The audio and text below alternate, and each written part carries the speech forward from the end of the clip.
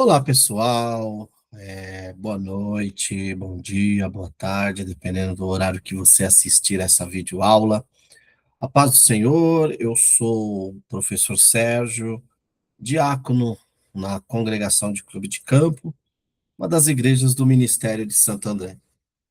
E nesse trimestre, por bondade e misericórdia do Senhor, eu tenho cooperado, tenho deixado aqui reflexões, pensamentos. Eu tenho contribuído com subsídios para lições para as aulas dos jovens. Esse trimestre nós estamos estudando o sofrimento baseado no livro de Jó. Não numa perspectiva de ficar discutindo sofrimento, solução. Até porque o livro de Jó, conforme nós estamos estudando, ele não tem por objetivo trazer uma resposta definitiva por que que o justo sofre. O livro de Jó, ele tem uma perspectiva de nos mostrar que mesmo no momento de adversidade, devemos guardar a fé em Cristo, guardar a fé em Deus. Devemos permanecer fiéis. Nas aulas anteriores, nós discutimos aqui sobre os amigos de Jó e os pensamentos que eles tinham acerca do sofrimento. Discutimos sobre a perspectiva do próprio Jó, como ele concebia o sofrimento. Vimos na última aula Satanás como a participação dele no sofrimento de Jó. E hoje, na lição de número 12, adentraremos no momento em que Deus quebra, rompe o silêncio. Professor Saião fazendo um trocadilho, ele vai dizer: santa ignorância, Jó. Sim, agora é a hora da verdade. Chegou a vez daquele que ficou em silêncio por toda essa drama. Por todo esse drama, Deus é o que menos fala. A verdade, ele fala ali com Satanás, poucas palavras, e ele fala agora, a partir do capítulo 38 ao 41, onde Deus dará a sua resposta, onde Deus dá o seu parecer a respeito do sofrimento. Então, eu quero compartilhar aqui com vocês os meus slides, dizer que esse material eu já compartilhei no grupo dos professores, dos superintendentes e daqueles que lecionam. Além desses slides, compartilhei também uma proposta de atividade que você, professor, pode utilizar. Claro, é uma proposta. Então vamos lá, manifestação divina no dilema de Jó, né? É a análise teológica da soberania de Deus e a finitude humana no livro de Jó. Essa é a proposta do livro de Jó. É mostrar quanto somos finitos diante de tudo que acontece, né? É como diz o professor Sayão, santa ignorância, Jó. E agora é a hora do Senhor falar. É a hora de Deus manifestar. Então, Deus rompe o silêncio. Aqui é um pequeno sumário do que estudaremos, né? O rompimento do silêncio divino, contraste homem versus Deus, a pedagogia da perplexidade, soberania sobre o caos e a dor, e a resposta transformadora de Jó. Então, Deus se revela. Do silêncio à tempestade, a voz de Deus emerge no redemoinho, confrontando o dilema humano e todo o pensamento de Jó e de seus amigos. Não nos esqueçamos que Jó também tinha, em partes, um pouco desse pensamento que os amigos dele manifestam, né? E a pergunta que fica é: será que Deus irá explicar nos mínimos detalhes o porquê que Jó sofreu, o que aconteceu? E a resposta é não, não.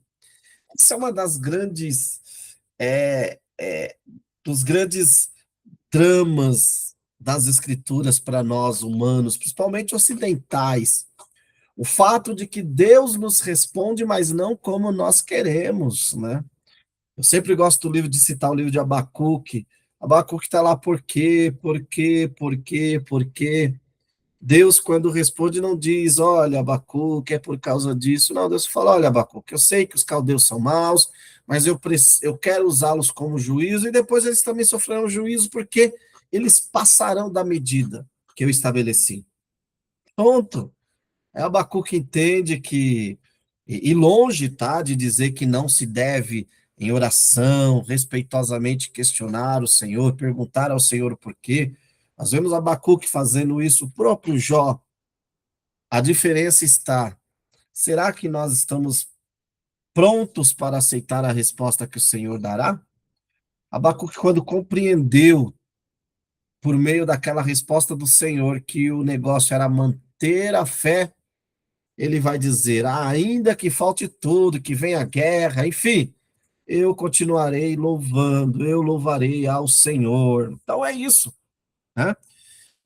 Então, o Senhor começa a fazer muitas perguntas a Jó, na verdade, né? Então, Deus rompe o silêncio perguntando.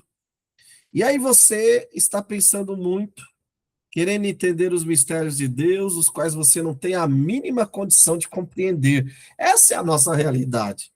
Às vezes nós começamos a perguntar, queremos entender as coisas de Deus, coisas nos quais nós não temos muitas das vezes a mínima condição de compreender. E a grande verdade é que os caminhos de Deus são insondáveis. E para mostrar a fragilidade e a incapacidade humana para entender todos os detalhes, Deus pergunta a Jó: o que você sabe sobre o mundo criado e os mistérios do fundo do mar? Você tem controle sobre algo nesse mundo ou conhece a realidade além da vida? Uau! Só nessas duas perguntas, com certeza, Jó, ele deve ter ficado perplexo. Então, a intervenção de Deus manifestada no redemoinho transcende as falhas da filosofia humana, redirecionando o dilema do sofrimento para a sua própria natureza ontológica. Em vez de abordar o porquê da aflição de Jó, Deus, ou este ato, culmina na narrativa de Jó, redefinindo a perspectiva sobre a dor e a soberania divina. Então, Deus não está fazendo só perguntas sem sentido, sem o porquê, né? Porque neste ponto do livro de Jó, nós chegamos no que nós podemos chamar de a apoteose de todo esse drama. Deus intervém, mas não faz nenhuma réplica ao discurso de Eliú, ao discurso dos seus amigos. Dirige-se imediatamente a Jó, do meio de um redemoinho. O redemoinho, lembrando que é uma figura comum na Bíblia, em algumas ocasiões tem um aspecto da teofania. Ezequiel 1:4, Naum 1:3 e Zacarias 9:14. Jó, em momento algum, abandonou sua declaração de inocência e nem demonstrou arrependimento por ter se apegado com firmeza à sua integridade. Esse é um dos grandes pontos de Jó. Jó errou. Talvez o grande erro de Jó foi ter se apegado demais à sua integridade. Em outras palavras, Jó era religioso. E Deus queria mostrar para Jó que o relacionamento que ele quer ter com seus filhos não é um relacionamento de religiosidade, mas é um relacionamento de adoração, de amor, um relacionamento que transcende os ritos, né? Então, mais seus discursos, os discursos de Jó, haviam trazido à superfície pensamentos questionáveis sobre o caráter de Deus. Sim, Jó, em certos momentos ali, traz pensamentos nos quais ele compreende mais para frente, com certeza, que ele talvez não conhecia tão bem Deus. E ele vai dizer: eu ouvia falar, agora eu vejo, agora eu conheço. E agora ele estava sendo desafiado a responder ao Senhor, né? Então, a palavra conselho que aparece no versículo 2 de capítulo 38 não é uma referência aos debates entre Jó e seus amigos, mas aos propósitos divinos, ou seja, Deus queria agora que Jó falasse sobre a providência. E Deus inicia a sua conversa com Jó com uma, com uma série de perguntas, mostrando como Jó era limitado em seu conhecimento acerca das coisas aparentemente simples da natureza. E aí nós temos uma coisa muito interessante, né? É uma ironia. Deus, ele ironiza a ignorância de Jó e seus amigos. Por quê? Porque como você se atreve a tentar explicar o que está muito além do que pode pensar? E aí Deus apresenta um verdadeiro documentário das belezas de tudo, tudo o que ele criou. E aí a pergunta que o senhor sempre vai fazer, você conhece os detalhes? Imagine, meus irmãos, você professor, imagine, leve seus alunos jovens a pensar nisso, né? Quantas perguntas Deus pode fazer sobre os mistérios do mundo criado por ele? E aí a pergunta que fica é: nós teríamos resposta para alguma delas? É interessante que Deus permite os questionamentos. Aliás, grande parte do livro de Jó e da Bíblia é cheia de questionamentos. O problema não é questionar, ok? Como eu disse, o problema não é questionar, né? O problema é o ser humano não consegue explicar coisas tão simples, nem provar um mero sonho da noite anterior, porque o sonho é crido e aceito simplesmente pelo testemunho das pessoas. Quanto mais poderá o ser humano entender os mistérios de Deus, né? Então, o capítulo 38, Deus ele vai começar a perguntar para Jó. E aqui nós temos o que nós podemos chamar ou dizer de o homem versus Deus, né? O homem, a causalidade ética humana. Os amigos de Jó insistiram em uma lógica de causa e efeito, associando seu sofrimento a pecados ocultos. E Jó também se apega ao fato dele ser íntegro. E aí essa perspectiva visava culpabilizar o aflito, negando a complexidade da dor. Agora, Deus, quando rompe o silêncio em sua teofania, ele não vai acusar Jó, ele também não vai nem responder as coisas que os amigos de Jó falaram. Na verdade, ele aproveita o momento para revelar sua soberania e misericórdia, sem acusar a Jó. Então, a manifestação divina transcende a lógica retributiva, focando em sua sabedoria inescrutável, né? Então, enquanto eu e você aproveitaríamos o momento para, de repente, acusar, dar respostas, não, não, não. A grande questão é por que o justo sofre? E Jó tinha a mentalidade da justiça retributiva. Não esqueçam disso, não era só os seus amigos, Jó também tinha. Então, o livro de Jó desafia essa perspectiva. Essa relação de receber o bem e o mal é mais complexa do que imaginemos. É isso que Deus, ao relatar, né? E o professor Saião, ele comentando essa parte, ele vai dizer que Deus usa um tom irônico para questionar a Jó, procurando mostrar-lhe que havia entrado em assuntos relativos aos atributos e aos atos divinos na criação. Jó entrou, né? Por mais que Jó tenha se mantido fiel, íntegro, dentro do que ele podia, mas ele, em certos momentos, questiona os atributos de Deus, o cuidado de Deus em relação à criação. E tudo isso estava muito além dos entendimentos de Jó, de seus amigos, do entendimento humano. Então, a existência de Jó era menor do que um grão de areia no infinito mar da eternidade divina.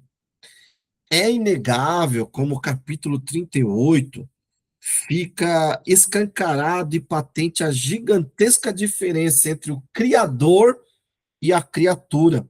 Algo que Paulo reconhece humildemente em Romanos, capítulo 11, versículos 33 a 34, né? Então, Deus simplesmente diz a Jó que ele não conhece nada, especialmente o próprio Deus. Por mais que contém ironia, mas a real é essa. Deus falou, Jó, você não me conhece. Você acha que me conhecia, mas você não me conhece, né? É algo que é inescrutável. De fato, precisamos saber quem somos e quem somos. Meras criaturas. E precisamos saber o nosso lugar no universo. Qual que é o nosso lugar no universo? É adorar, contemplar a beleza do nosso Criador por meio da sua obra. E não é possível entender a realidade da vida sem a dimensão clara de quem Deus é e de quem somos nós. Então, através deste processo pelo qual Jó passa, ele alcança a compreensão da sua própria limitação. E aqui é uma coisa interessantíssima que eu espero que você, professor, tenha compreendido e tenha feito seus alunos compreender durante esse trimestre. A proposta do livro de Jó é nos ajudar a compreender a nossa própria limitação. Porque o nosso problema é que nós nos achamos demais, né? E Deus fica só ouvindo, né? Nós, com nossas orações cheias de razão, com os nossos discursos cheios de razão, com as nossas postagens no Instagram cheias de razão, nossos status cheios de razão. Todo mundo tem a sua razão. E o sofrimento, quando ele vem, ele nos coloca numa posição de compreender a nossa própria limitação. Uau! E aí fica uma pergunta: questionar a Deus é pecado? Não, não há problema em questionar a Deus. Jó fez em todo tempo e não foi punido por isso. Inclusive, na Bíblia, é comum e saudável, mas a um determinado nível aceitável. Existe gente que tem certeza de que sabe mais do que Deus, que é o problema de Jó. E diz que todos estão errados, todos, inclusive Deus. Esse tipo de questionamento é blasfemo e pecaminoso. Então, o exercício do questionamento é um jeito que muitas vezes Deus usa no meio do nosso sofrimento, que nos permite amadurecer para entender mais claramente quem Deus é, os mistérios da vida e o nosso lugar no universo e quem somos nós. Então, quando eu vou questionar, que aí é o questionamento bíblico, não é questionar porquê da pessoa, mas é questionar o meu lugar, quem é Deus, e o meu lugar na perspectiva divina, nesse universo, e as minhas limitações. É o que Paulo vai dizer, examine-se, pois, o homem a si mesmo, né? Então, só por meio disso é que nasce o espírito tranquilo e humilde. Tranquilo e humilde. Vamos continuar aqui. E aí Deus começa: onde estavas tu quando eu lançava os fundamentos da terra? Uau, né? Já falamos aqui. Uma coisa interessante sobre essa pergunta que inicia o capítulo 38 é possível enxergar a ciência nos textos dos capítulos 38 e 39? Muita literatura popular, muitos pregadores tentam encontrar na Bíblia referência a ciências modernas, pós-modernas, contemporânea, pós-contemporâneo. E nós temos que tomar um certo cuidado com isso. Por quê? De modo geral, a Bíblia não tem como proposta ser um livro de ciência, irmão. Então, a Bíblia não tem como proposta falar quantos anos tem a Terra, tá? Vou ficar numa discussão aí, terra jovem, terra velha. A Bíblia não tem essa preocupação, entendeu? Não sabemos quanto tempo A terra ficou sem forma e vazia, existia ali, só precisava de ter uma forma e de ser preenchido. E a Bíblia não se preocupa com isso. E tudo bem. A Bíblia, de modo geral, a cosmovisão bíblica é a ideia da criação e do universo pelas mãos do Criador. E, claro, isso é problemático para a nossa mente, às vezes, contemporânea, pós-moderna. Por quê? Porque o simples para nós não vale. É muito simples falar que Deus criou. É muito simples compreender que o universo, de certa forma, ele é gigante. E Deus conhece e chama todas as estrelas pelo seu nome. Não, é muito simples. Muito simples dizer que o primeiro homem foi criado por Deus. Aí nós entramos com as nossas teorias. E por esse caminho, muitos cristãos estão indo. E aí, eles começam a fazer parecer que a Bíblia entra em contradição com a ciência. No entanto, não entra. E, no entanto, o problema é tentarmos extrair algo do texto além da intenção e da proposta do texto. Então, além do livro de Jó não ser um texto científico, também não tem um propósito de entrar em detalhes a respeito da descrição do mundo do ponto de vista da ciência atual. É um texto poético. Só por aí você vê que até mesmo fazer doutrina com o livro de Jó tem que se ter um cuidado. Por quê? Porque a literatura poética, e aí falando da Bíblia como literatura, ela é a palavra de Deus, mas também é literatura. A literatura poética é muito mais uma expressão do sentimento humano a Deus do que propriamente um texto que pode servir aí de base e tal para uma possível doutrina, né? É por usar os livros poéticos, de repente, para formular doutrinas, que surgem algumas heresias, por exemplo, de que a alma deixa de existir quando a pessoa morre. É um texto baseado lá nos Salmos, né? Que fala que não há, que vai trazer essa perspectiva de que não há lembrança de nada, deixa de existir. É por usar os textos poéticos que muitas das vezes fazemos oração, né, contrária, para não dizer outro termo, porque nós vemos o salmista orando pelos inimigos, falando: Senhor, pega ele pelo anzol, põe o anzol no nariz e joga ele para longe de mim. Esse é o sentimento de Davi, que Deus não compactua, tá bom? Então, o livro de Jó é a mesma coisa. Os amigos de Jó falaram um monte de coisa no qual Deus não compactua, no qual Deus não concorda. E a mesma coisa em relação aos textos aqui descritivos, né? Veja só, é um texto que descreve, não é prescritivo. Descritivos acerca da criação. Então, é preciso ser cauteloso e entender que muitas descrições poéticas trabalham com uma ampla liberdade linguística. Então, ao concluir coisas de modo inadequado, corremos o risco de cometer grandes tolices, tá bom?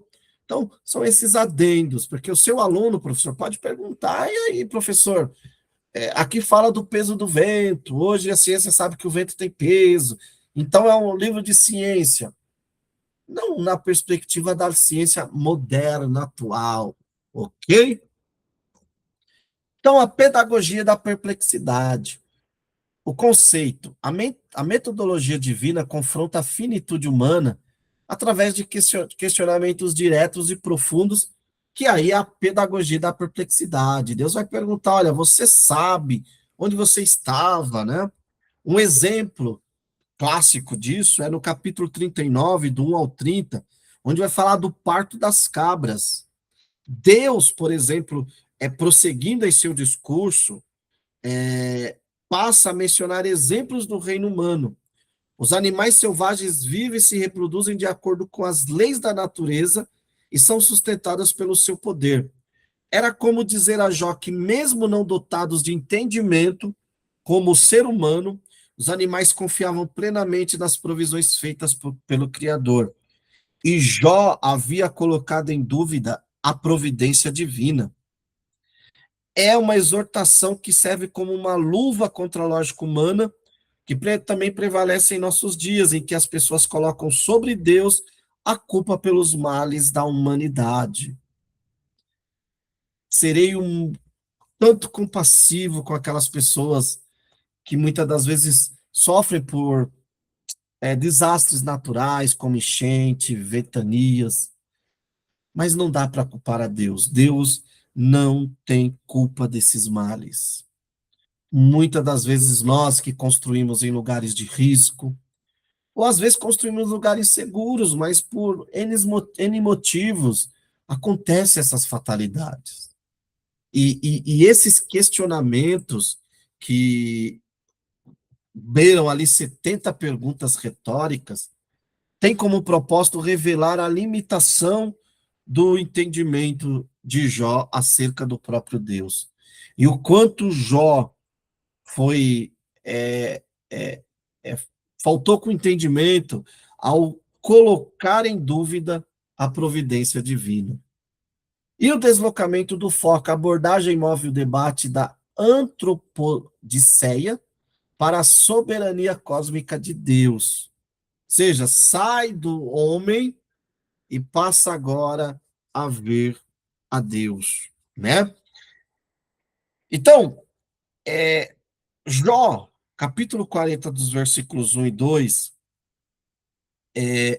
Deus, ele faz uma pergunta muito direta a Jó, e por quê? Porque Jó se havia mostrado disposto a debater sua tese com Deus e perante ele reivindicar seus direitos. Não esqueça que Jó falou, queria que o Todo-Poderoso estivesse aqui, quero conversar com ele. Agora, depois de apresentar uma nova revelação de sua sabedoria, Deus pergunta a Jó se ele acreditava ainda estar em condições de apresentar-se diante dele para defender sua causa. Então, essa reflexão não busca informar, mas promover uma reorientação profunda à perspectiva humana de Jó. Jó é um humano. Eu e você podemos cometer aqui os erros de Jó, né? E aí, Deus ele vai trabalhar sobre três aspectos para mostrar o seu domínio. Primeiro, a cosmologia divina. Este domínio aborda os fundamentos da Terra e as medidas que regem o universo. Deus questiona Jó sobre a complexidade da criação cósmica, né? Então, pessoal, eu vou usar esse exemplo porque, na minha opinião, como professor também, e eu não vejo muito sentido, e já me perguntaram algumas vezes, eu sempre falo assim, gente, se eu for, a Bíblia, ela não tem como proposta mostrar a idade da Terra, por exemplo. Isso não é nem algo descritivo, né? Se eu contar com base na genealogia, vai ter de 6 a 10 mil anos. Mas e se tiver mais, também não importa. O conceito é: o que não pode faltar em mim é Deus criou. Então é isso que eu preciso compreender aqui e que Deus está falando para Jó. Jó, você está querendo questionar, conversar comigo, mas você não sabe, você nem estava vivo quando eu lançava os fundamentos da criação, quando eu criei a primeira estrela, quando eu criei as primeiras massas, né? Quando eu criei os primeiros átomos, você nem. O problema nosso é que nós somos muito epicuristas e nem sabemos, né? Abraçamos aí o idealismo de Platão e também nem percebemos. Enquanto que o texto bíblico, ele não tem essa preocupação. A meteorologia e astros foca nos fenômenos atmosféricos e na ordem dos corpos celestes. A sabedoria divina manifesta-se no controle de tempestades e estrelas.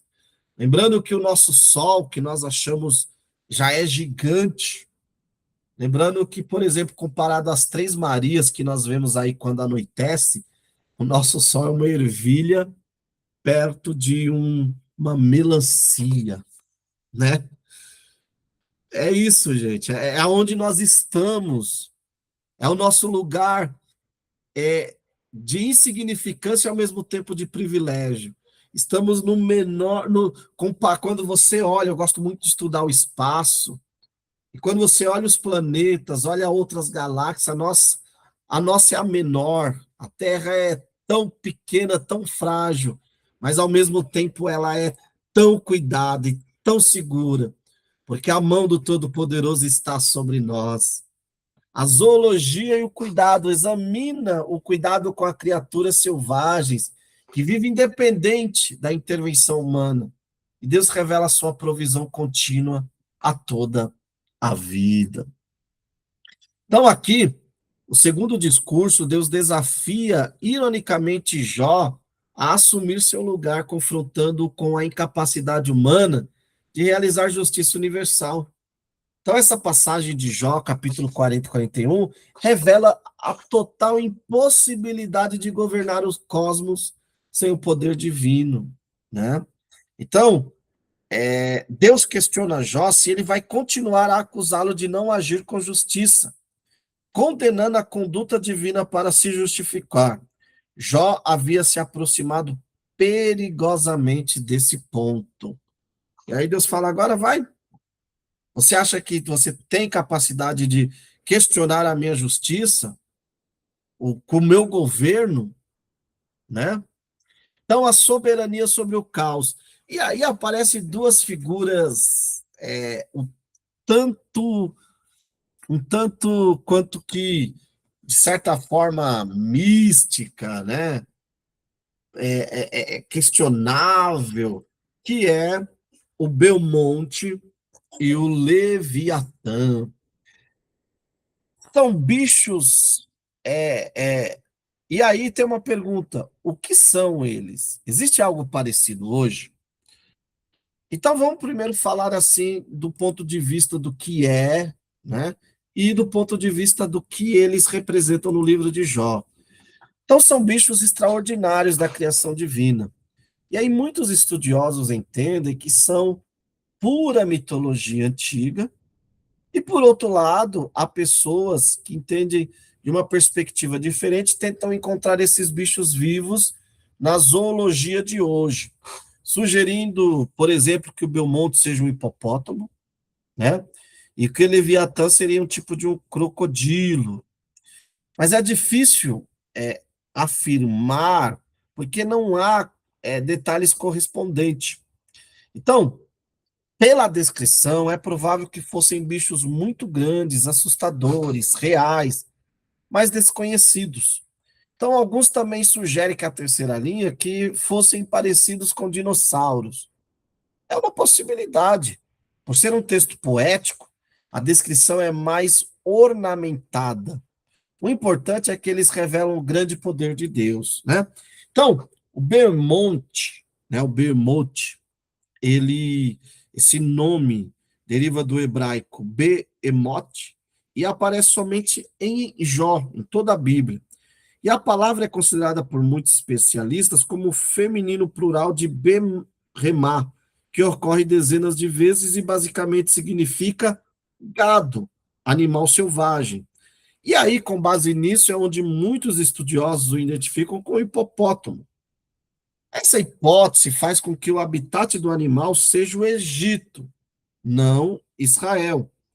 O Behemoth e o Leviatã são nomes que têm sido identificados com diversos animais reais, até mesmo dinossauros ou também como figuras mitológicas. Uma interpretação que se posiciona no meio termo afirma que se tratava de um animal real que os povos pagãos atribuem importância e significado mitológico. O Leviatã, descrito como um animal selvagem, feroz e indomável, com sua boca imensa e dentes medonhos, seu corpo coberto por escamas, formando uma impenetrável couraça, faz com que alguns estudiosos o descreva e o apontando para um possível crocodilo, um dragão ou um monstro marinho desconhecido, um tipo de um dinossauro, segundo alguns intérpretes. Mesmo não sendo possível, meus irmãos, ter certeza sobre a identidade desses animais, a ideia que prevalece é que todo o capítulo é de sua completa força e superioridade. Ora, se ninguém é tão forte e nem imprudente a ponto de enfrentar seres tão grandes, o que dizer de Deus que o criou? É isso que o próprio Deus pergunta a Jó. Quem, pois, se levantaria para me enfrentar? Trata-se, logicamente, de uma pergunta retórica, cuja a resposta é ninguém. Então, o discurso de Deus encerra-se no capítulo 41, trazendo essa perspectiva, né? Esses animais aqui fortes, no entanto, Deus tem autoridade sobre eles, né? Então, quando nós vemos hoje na nossa realidade, vamos falar um crocodilo, um animal, um crocodilo ali do Nilo, um animal imponente, grande, impenetrável, basicamente. Mas o Senhor o criou, o Senhor tem domínio sobre ele, né? E aí, a jurisdição divina sobre a dor. Se Deus exerce domínio, providência sobre criaturas como o Leviatã, ele, por extensão, governa as complexas variáveis da dor, não só de Jó, mas nossa. Assim, o sofrimento e o mal, embora caóticos, a percepção humana permanecem sob o controle soberano divino, revelando uma ordem transcendente. E aí Jó responde, depois de tudo isso, Jó vai responder a Deus e vai dizer assim: Senhor, hoje eu reconheço que eu sou insignificante. E Jó, na sua declaração, vai dizer que põe a mão na boca. Ele agora se submete, respeita a Deus. E esse respeito ele aparece num silêncio reflexivo. Então, a mudança de percepção, a transição de ouvir para ver, revela uma compreensão existencial mais profunda da divindade. A fé se torna experiência. Então, a frase de Jó, antes eu te conhecia de ouvir falar, mas agora meus olhos te vê, vai encapsular a transição da teodiceia racionalista para a experiência teofânica. A vivência direta da presença divina sobrepõe-se a qualquer explicação lógica do sofrimento, validando a submissão existencial. E aqui eu quero concluir essa aula, né? E já explicar para vocês também um pouco de duas propostas de atividades. Primeiro, a intervenção teofânica de Deus rompe o silêncio divino, suplantando as argumentações humanas de Jó, de seus amigos, né?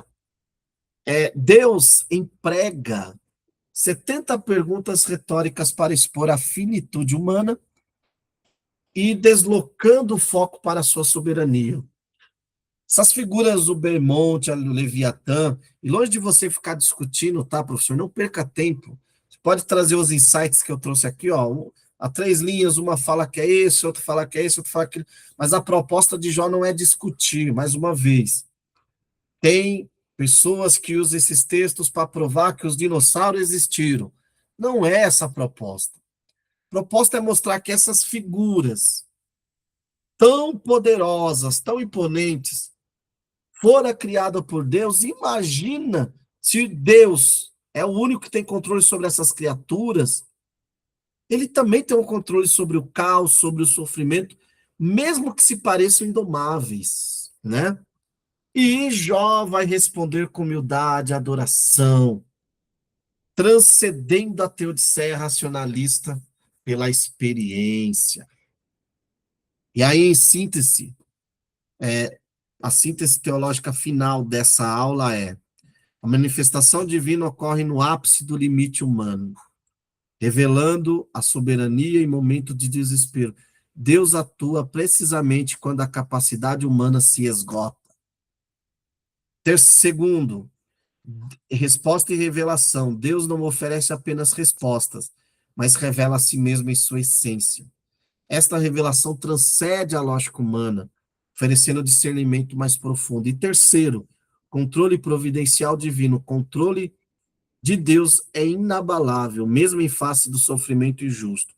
Ele nunca perde as rédeas da existência, assegurando o seu propósito final. E aí, meus queridos irmãos, professores, Antes de finalizar essa aula, eu quero trazer aqui para vocês essa reflexão. Como a majestade divina reconfigura a nossa abordagem ao sofrimento contemporâneo, transcendendo a lógica humana? E aí, você pode usar esta pergunta para fazer o que eu chamo aqui de uma consolidação analítica. É uma atividade onde você vai associar cada elemento da coluna A à sua respectiva interpretação na coluna B. Então, na coluna A, Redemoinho, 70 perguntas, Leviatã e Belmonte. E aqui na coluna B nós temos o Redemoinho, nós temos obra-prima indomável pelo homem, controle sobre o caos, intervenção teofânica, pedagogia da perplexidade. E aqui estão as respostas. O Redemoinho, a intervenção teofânica, 70 perguntas, pedagogia da perplexidade. O Leviatã, controle sobre o caos. E o Belmonte, a obra-prima indomável pelo homem. E aqui, uma pergunta de uma atividade de verdadeiro e falso. Verdadeiro ou falso? Belmonte e Leviatã representam forças cósmicas fora do controle direto de Deus, servindo como analogias para os limites do poder divino? Isso é verdadeiro ou falso? Seu aluno vai ali responder com base no que você expôs na aula. Falso. Porque o Belmonte e o Leviatã, essas criaturas magníficas, são apresentadas por Deus como exemplos de sua vasta criação e soberania incontestável, estando plenamente sobre sua jurisdição. Falso e verdadeiro, a manifestação divina no livro de Jó ocorre após o esgotamento dos argumentos humanos? Verdadeiro. É somente após o diálogo entre Jó e seus amigos se exaurir que Deus intervém diretamente para falar com Jó. Deus explica detalhadamente a Jó as razões de seu sofrimento? Verdadeiro ou falso? Falso. Deus revela sua natureza e soberania a Jó, mas não detalha as razões específicas de seu sofrimento. E uma terceira atividade é a atividade de cruzadinha. Então, aqui tem todo o material, perguntas, e aqui tem-se as respostas, né? E assim, eu finalizo essa videoaula, esse subsídio do que o Caped preparou para você. Se você tiver alguma dúvida, quando este vídeo estiver disponível na plataforma, no nosso canal no YouTube ou no Spotify, mande suas perguntas. Se você não conseguir digitar ali no YouTube, nos procure nos grupos do CAPED, procure a direção do CAPED, mande sua pergunta, e nós temos aqui uma equipe pronta para respondê-los e auxiliá-los sempre que, na medida do possível, para que a sua aula seja uma aula extraordinária e que seu aluno aprenda a amar a palavra de Deus. Deus abençoe, te aguardo na próxima videoaula, se o Senhor Jesus assim permitir.